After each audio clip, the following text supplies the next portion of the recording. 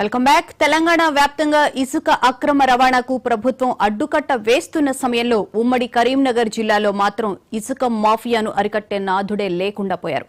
మానేరు వాగును అడ్డాగా చేసుకుని ఇసుకాసర్లు రెచ్చిపోతున్నారు. రాత్రి పగలు అని తేడా లేకుండా ఇసుక లారీలు ట్రాక్టర్లలో అక్రమ రవాణా చేస్తున్నారు. ఈ రవాణాలో పోలీసులకు భాగస్వామ్యం ఉండడంతో 3 పువ్వులు 6 కాయలుగా కొనసాగుతుందని జిల్లా సిపిఎం నాయకులు ఆరోపిస్తున్నారు. ఇక దీనికి సంబంధించిన మరింత సమాచారం మా కరీంనగర్ ప్రతినిధి రవీందర్ అందిస్తారు. వ్యాప్తంగా ఇసుక అక్రమ రవాణా యథేచ్ఛగా కొనసాగుతున్న పరిస్థితి కనబడుతుంది. ప్రస్తుతానికి కరీంనగర్ ఉమ్మడి జిల్లా వ్యాప్తంగా చూసుకుంటే మానేరు వాగు అయితే చాలా ప్రాంతాల్లో ప్రవహిస్తున్న పరిస్థితుల నేపథ్యంలో ఒకవైపు మానేరు వాగులో ఇసుక తవ్వకాలు అనేటివి జరపవద్దు, ఇసుకను ఎటువంటి తరలించొద్దు అని ఇప్పటివరకే ప్రభుత్వం ఆదేశాలు కూడా జారీ చేయడం జరిగింది. కానీ కరీంనగర్ జిల్లా ఉమ్మడి జిల్లా వ్యాప్తంగా ఉన్న మానేరు వాగు పరిసర ప్రాంతాల్లో అక్రమ ఇసుక రవాణా యథేచ్ఛగా కొనసాగుతున్న పరిస్థితి అయితే కనబడుతుందని చెప్పవచ్చు.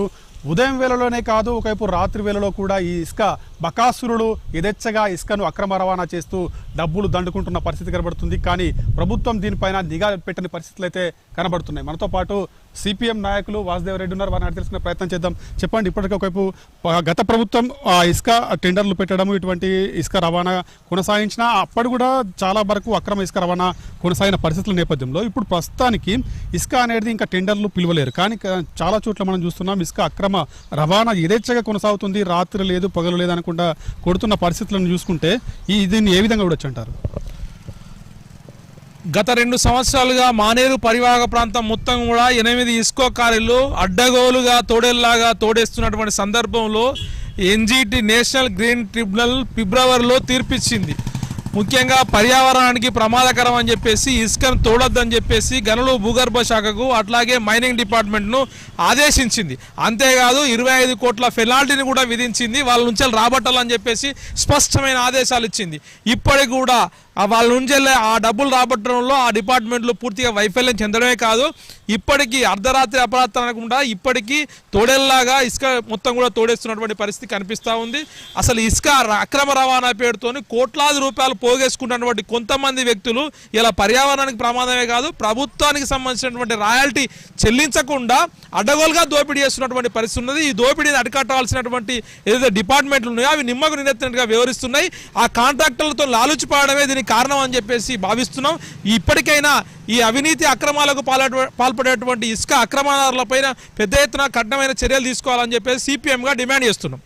చూసుకోవచ్చు, మానేరు వాగులు అంటే ఆపాలన్నప్పటికి కూడా ఇంకా తవ్వకాలు అదేవిధంగా జరుగుతున్నాయి. ఒకవైపు పొక్లైన్స్ పెట్టి కూడా దాన్ని ఇసుకను తీస్తూ ట్రాక్టర్లలో లారీలలో ఎక్కిస్తున్నారు. దీన్ని ఎట్లా నిలిపివేయచ్చు అంటారు? ఇప్పటికే నేషనల్ గ్రీన్ ట్రిబ్యునల్ ఏం తీర్పిచ్చింది, మొత్తం తవ్వద్దని చెప్పేసింది. ఇప్పటికీ తవ్వకాలు జరిపినాయి అన్ని కూడా టెండర్ల ద్వారా తీసుకుపోవాలని చెప్పేసి ఆదేశాలు. దాన్ని పట్టుకొని ఆ చిన్న అంశాన్ని పట్టుకొని ఇప్పటికే తోడుతున్నటువంటి పరిస్థితి. గుట్టలు మాత్రం కడగడం లేదు. మొత్తం ట్రాక్టర్లు లారీల్లో ఇసుక తరలిస్తున్నప్పటికీ కూడా అప్పటికీ మిగిలిపోయినటువంటి దాన్ని ఏదైతే వేలం పాట ద్వారా తీసుకుపోయేదాన్ని అది తరగడం లేదు. మళ్ళీ ఆ ఇసుక వాగు నుంచి తీసుకొచ్చి మళ్ళీ ఆ గట్టు మీద పోస్తూ ఆ గట్టు నుంచి మళ్ళీ తీస్తున్నటువంటి పరిస్థితి కనిపిస్తూ ఉంది.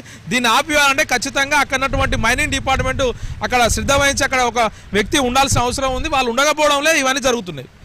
ఇది పరిస్థితి. కరీంనగర్ ఉమ్మడి జిల్లా వ్యాప్తంగా చూసుకుంటే చాలా చోట్ల అంటే గతంలో మనం చూసుకున్నాం ఏవైతే 8 క్వారీలు ఇచ్చారో దాంట్లో దాదాపు 25 కోట్ల వరకు కూడా వాళ్ళకు పెనాల్టీ వేయడం జరిగింది. కానీ దానిపైన కూడా ఇప్పటివరకు క్లారిటీ లేదు. అదేవిధంగా చాలా వరకు మానేరు వాగు చూసుకుంటే ఇటు మానకొండూరు ప్రాంతం కావచ్చు, అటు చూసుకుంటే ఉస్నాబాదు, సుల్తానాబాద్ ఈ ప్రాంతం అంతా కూడా ప్రవహిస్తుంది. కాబట్టి ఆ చుట్టుపక్కల ప్రాంతాలలో మాత్రం ఇసుక యథేచ్ఛగా తవ్వుతున్నారు. ఒకవైపు ట్రాక్టర్లలో తరలిస్తున్నారు, అదేవిధంగా లారీలలో తరలిస్తూ ఆ ఇసుక అక్రమ రవాణా కొనసాగుతున్నప్పటికీ కూడా మైనింగ్ డిపార్ట్మెంట్ మాత్రం దీనిపైన ఎటువంటి దృష్టి సారించని పరిస్థితి అయితే కనబడుతుందని చెప్పవచ్చు. దీన్ని నిలిపివేసే దిశగా ప్రభుత్వం చర్యలు తీసుకున్నట్టయితేనే ఈ అక్రమ ఇసుక రవాణా మాత్రం అవుతుంది. లేదంటే యథేచ్ఛగా కొనసాగి భూగర్భ జలాలు కూడా అడుగంటే అవకాశం కనబడుతుందని సిపిఎం నాయకులు మనతో చెప్తున్న పరిస్థితి. కెమెరా పర్సన్ వినయ్తో కలిసి రవీందర్, మహాన్యూస్, కరీంనగర్ జిల్లా నుంచి.